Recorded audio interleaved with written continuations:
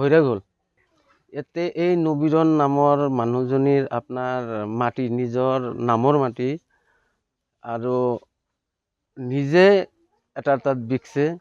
বেচাৰ ক্ষেত্ৰত হৈ আপোনাৰ ইয়াৰে কেইটামান দুচক্ৰই এই নবীৰণ নামৰ মানুহটোৰ মোটামুটি 2 লাখ মান টকা দাবী কৰে।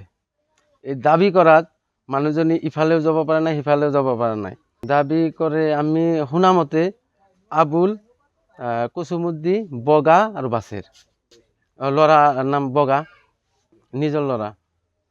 সি পইচা দাবী কৰে মানে এই দালালে যি কয় সেই দালালৰ কথা মতে চলে। ইটাই আমাৰ ক'বলগীয়া এইখিনি যে এই মানুহজনীৰ যিটো পৰিৱেশ হৈছে একদম ভয়ানক। এই ভুক্তভোগী মানুহজনৰ উচিত তদন্ত কৰি উচিত বিচাৰ লাগে।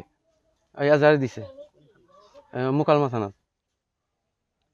এতিয়া আৰক্ষী মহোদয়ক আমি এইখিনি আহ্বান কৰিম যে ন্যায় তদন্ত কৰি যোনে ন্যায় পায় তাৰে উচিত ন্যায়টো দিয়ক। ঘর ভরে গেল।